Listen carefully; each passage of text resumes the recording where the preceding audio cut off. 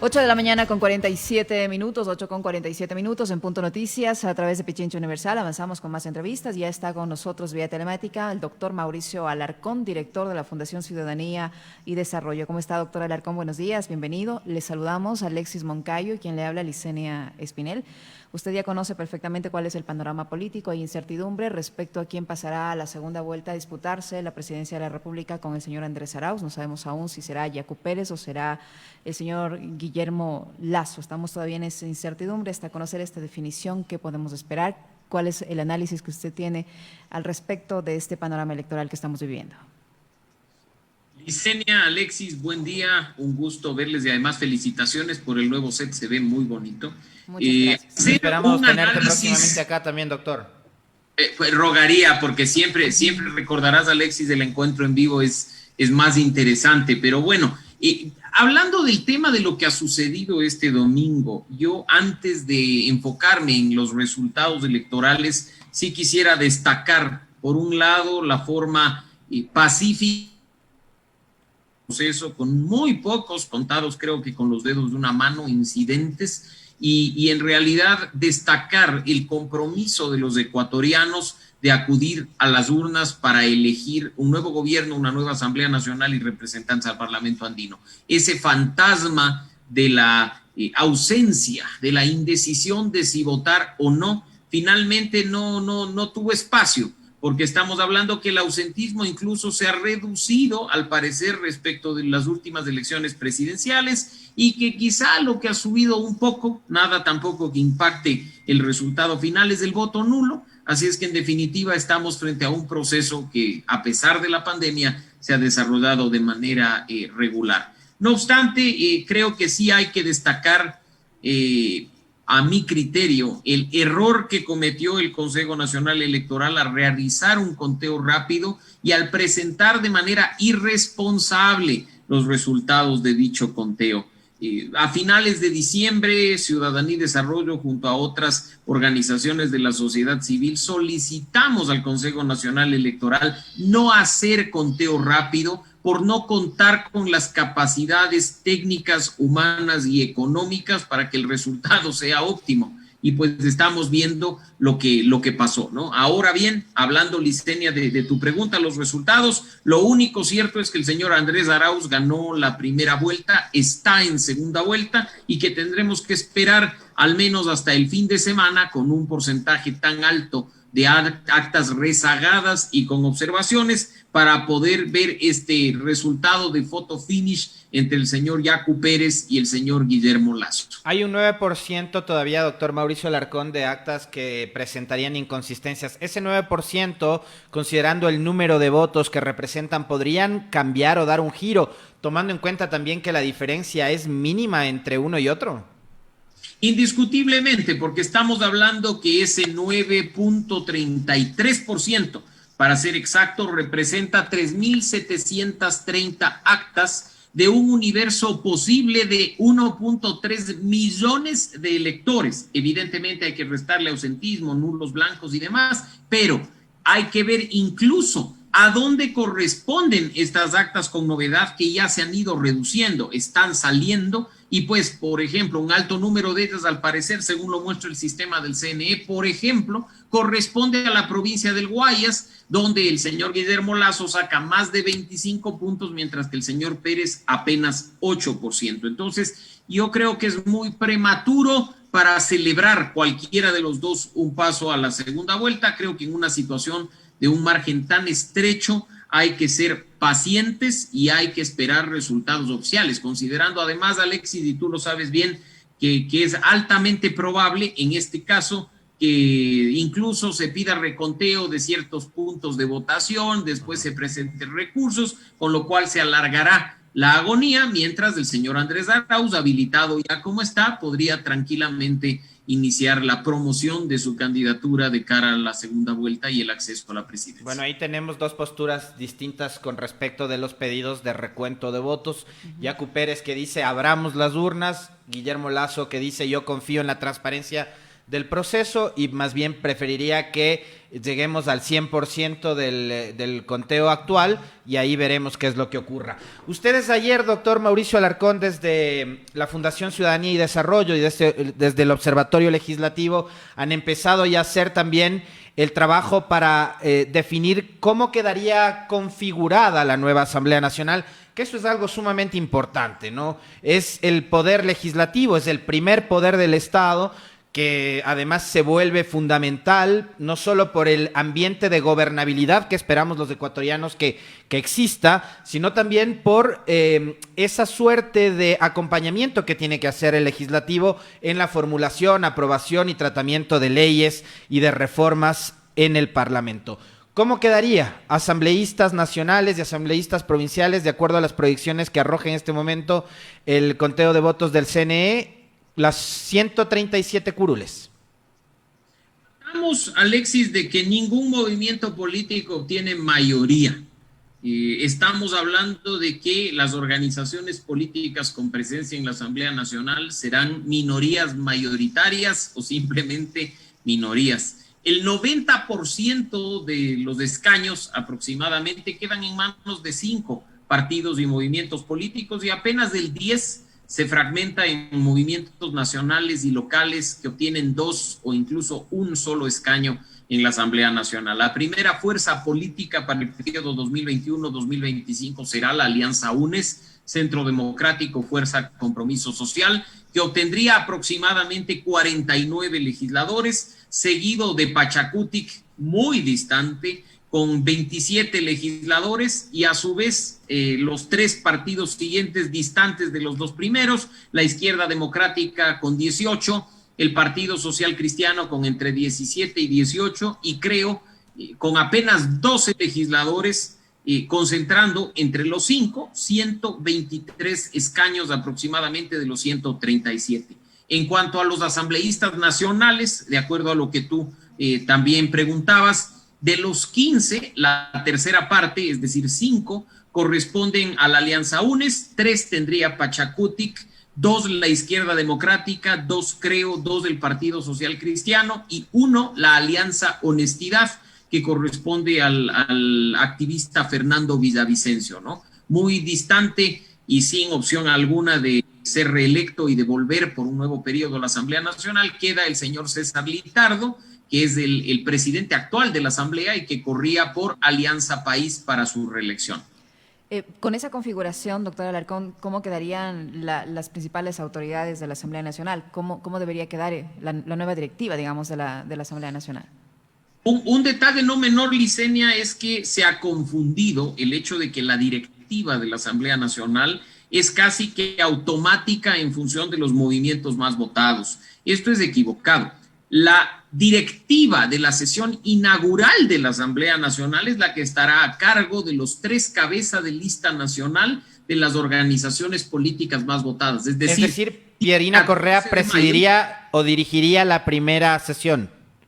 Exactamente, y por eso es que hay que hacer distinción en los cargos, Alexis, porque la sesión del 14 de mayo estará dirigida por Pierina Correa, subdirigida por Salvador Quispe y Vilma Andrade actuará como secretaria. Eso ya es indiscutible e irreversible, pero para conformar el nuevo CAL, el nuevo Consejo del Legislativo, que como ustedes saben tiene 7 integrantes, todo será cuestión de negociación y de votos, pues ninguna organización política por sí sola está en capacidad de designar a sus miembros. Desde ya, le pido a usted, que es la directora de noticias de este medio, que me asigne la cobertura de ese 14 de mayo, porque seguramente será una sesión que sacará chispas, doctor Alarcón. Usted sabe muy bien.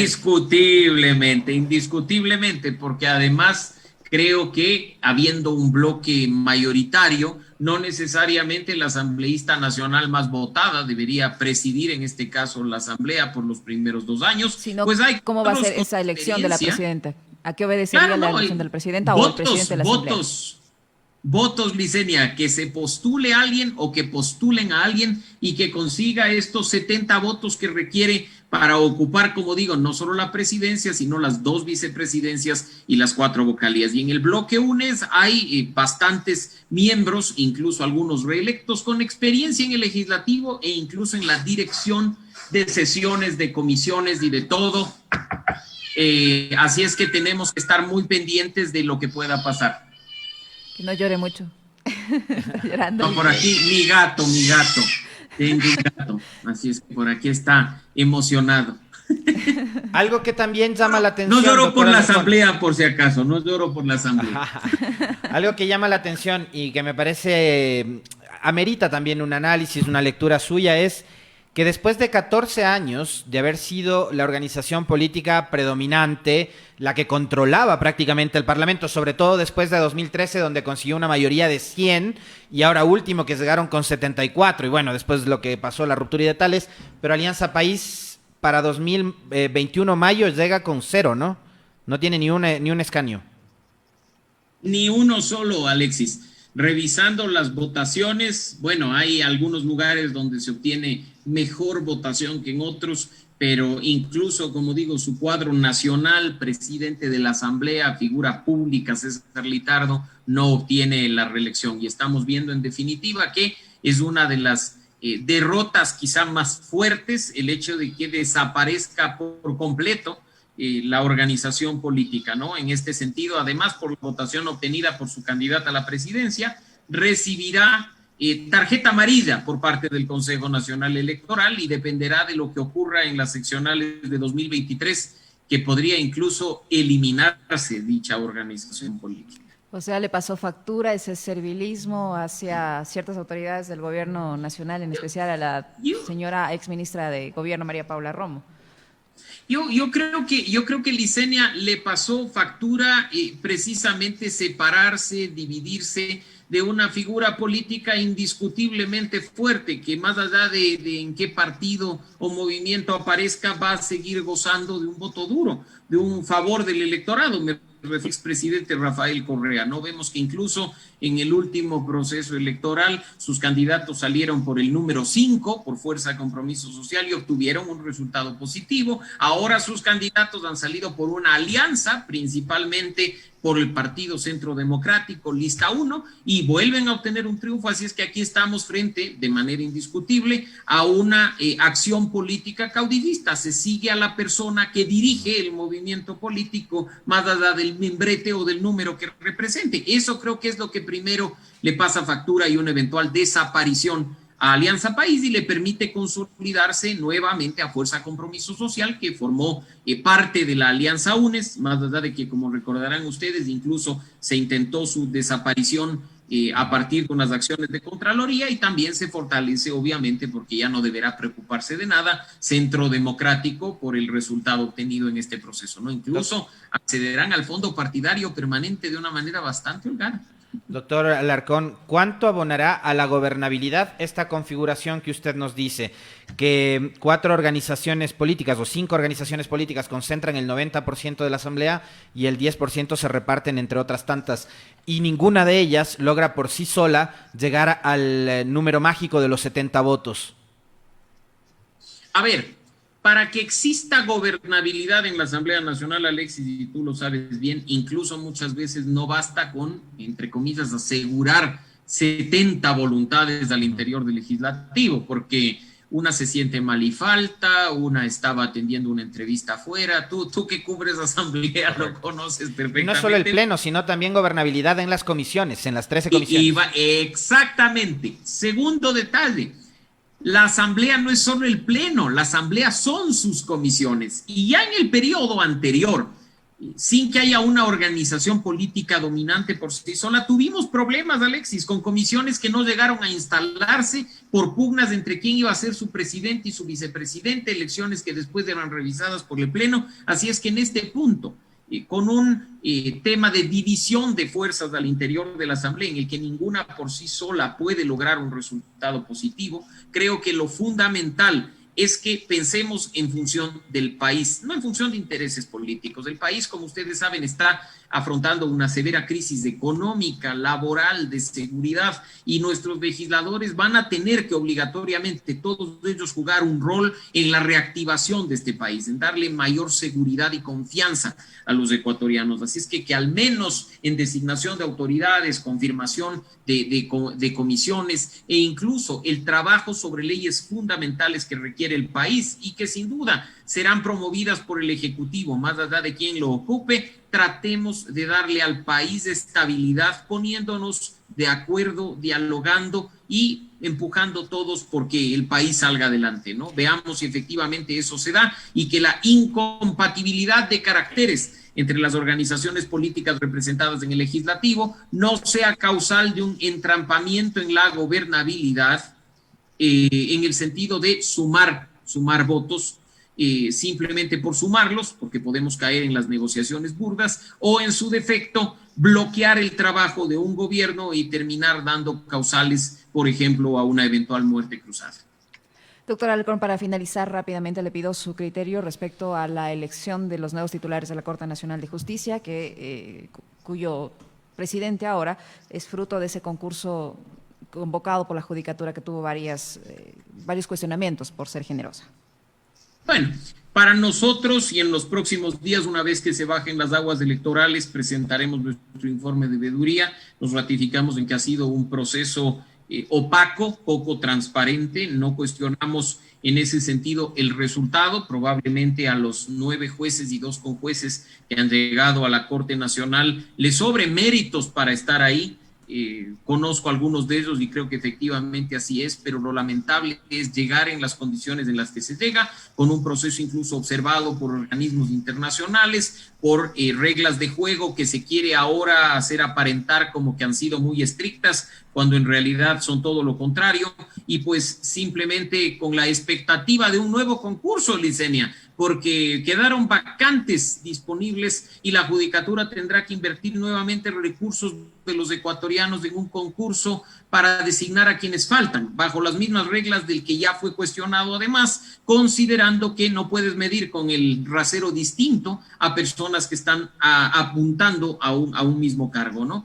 Vemos además en este caso que aquellos cuestionamientos de las fallas en los servidores por recalentamiento o esos correos electrónicos que fueron enviados con puntuación a determinadas personas, hasta el día de hoy no se aclaran, a pesar de presentar denuncias en la fiscalía o pedir veeduría y pedir a Contraloría y todo lo demás. Así es que veamos qué ocurre. Lo único cierto es que hay una deuda pendiente con la conformación de la Corte Nacional de Justicia.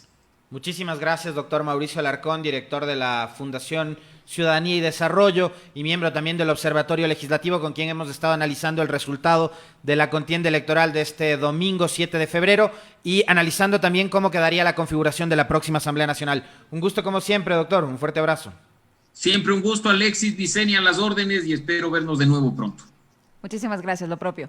Ya son las 9:04. Les ofrecemos disculpas a nuestros compañeros de 7F, a Carlita listos. Y Andrés, que están listos para darles a ustedes a conocer lo que van a tratar hoy durante su espacio 7F, Ecuador por Más Democracia. ¿Qué van a tener, chicos? A ver, cuenten.